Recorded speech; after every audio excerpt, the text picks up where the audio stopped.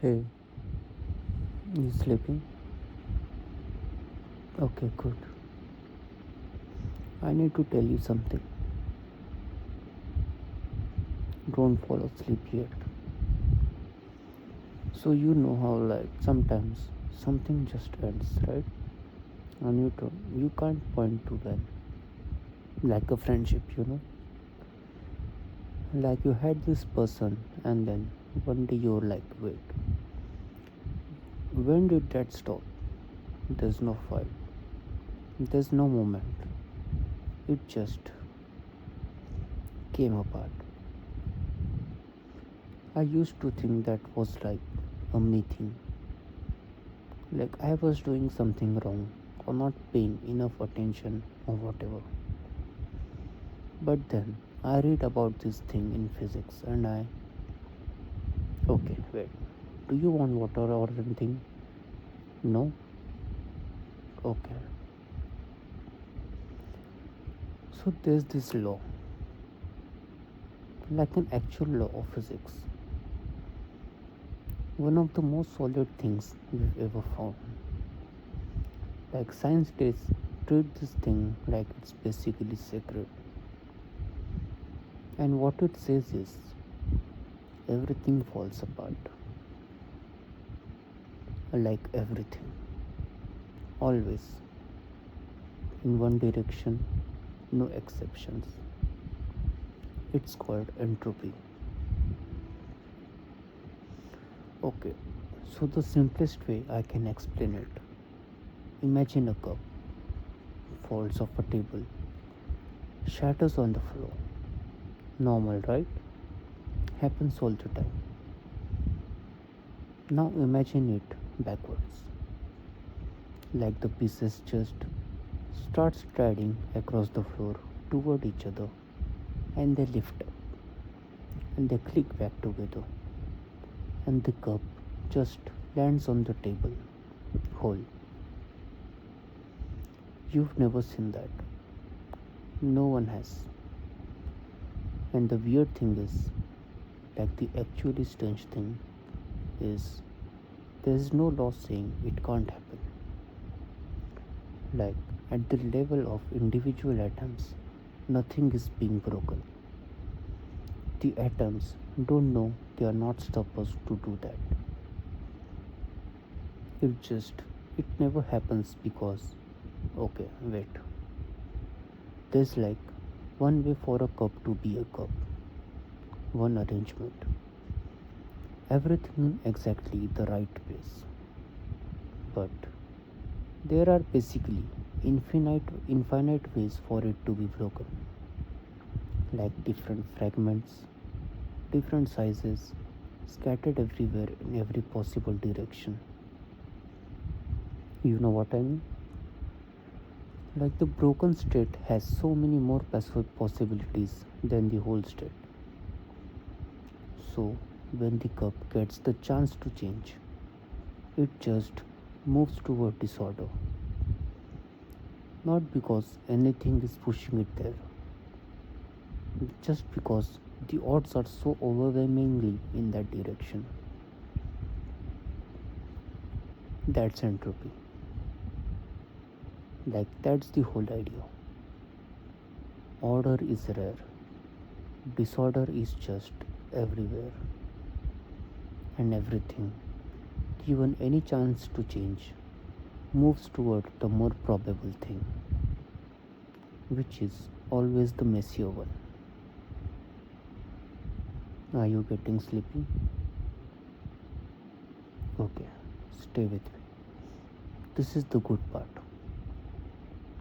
So, scientists call it the second law of thermodynamics, which is like the least sexy name for one of the most mind bending ideas ever. And there was this physicist, Eddington, and he said basically, if your theory contradicts this law, just give up. Don't even argue, because this one has never been broken. Not once. Hot things cool down. Always. You've never held a cold cup of tea and felt it just.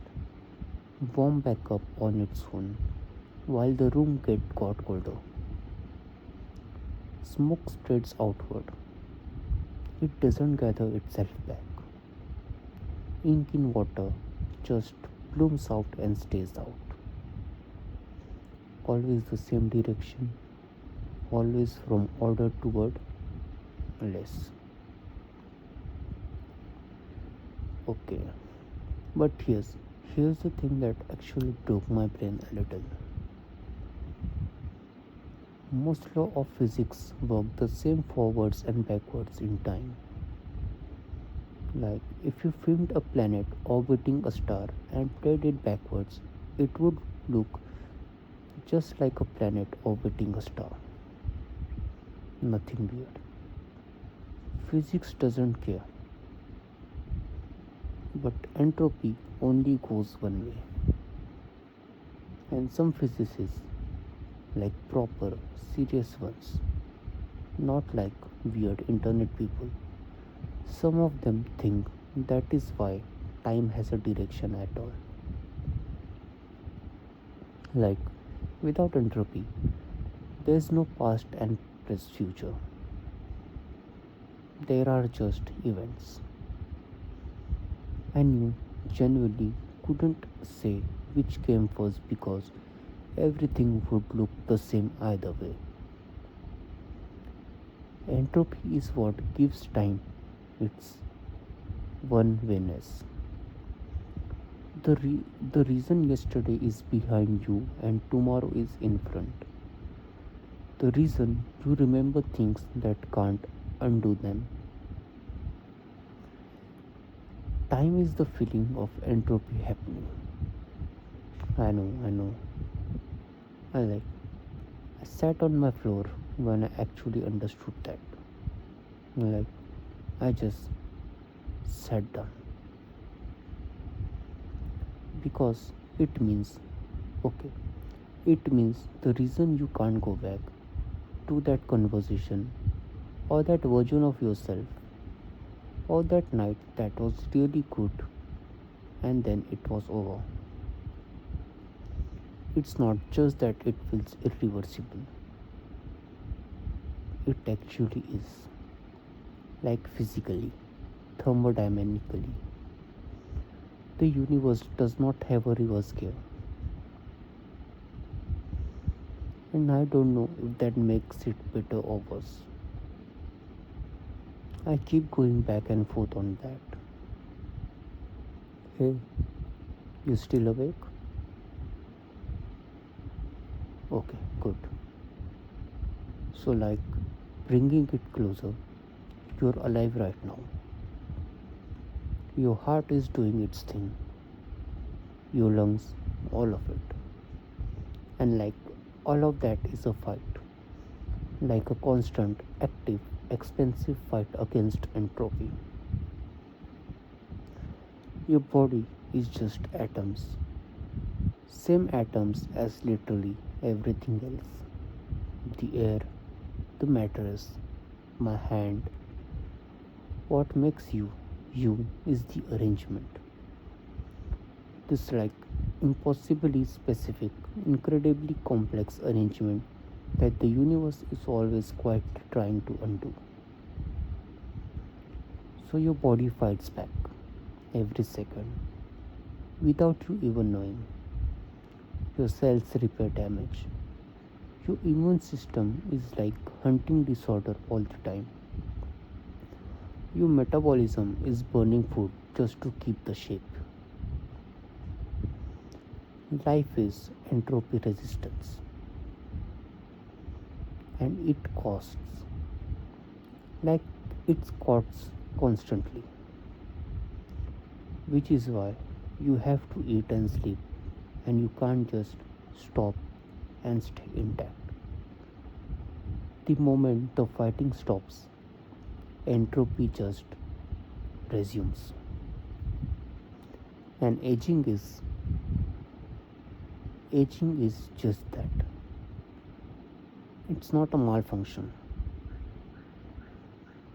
It's a slow accumulation of entropy that even the best repair system in the known universe can't outpace forever. And you are the best repair system in the known universe, by the way. Like, that's not nothing. Every grey hair is a small concession in a fight that started the day you were born. I find that weirdly comforting. Like, you're not falling apart because something is wrong. You're losing a fight you were never supposed to win permanently. It's less it's less personal that way, you know? Oh, and it's not just bodies. Like that's the thing. It's everything. There's this image I keep coming back to. A house left empty. Nobody lives there. Whatever the reason, and you come back like 50 years later and the paint is gone and the roof has holes and vines are coming through the windows and it's becoming rubble slowly, season by season, and we call that decay. Like it's a special thing, but it's just entropy. It's just probability filling the gap that maintenance left behind. Cities are the same. The amount of work required to keep a city functional is it's genuinely staggering. There are people whose whole job is just fighting entropy every single day. And the moment that stops, the city starts going back. And empires like Rome, the British Empire, the Mongols, they all they all follow the exact same shape. Expansion, peak, long slow decline. Not usually a big dramatic collapse. Usually just the cost of holding it together grows until it's more than the whole thing can handle. And then it disperses. Entropy doesn't hate empires, it just continues. And then the smaller things, languages that nobody speaks anymore, recipes that died with someone's grandmother, songs that only existed in one person's memory. Memory is subject to entropy too. The details go first, then the feelings, then even the outline. And when the last person who held something is gone, it's just gone. I think about that more than is probably good for me. You getting sleepy? No, finish listening. Okay. Okay, I'll be quick.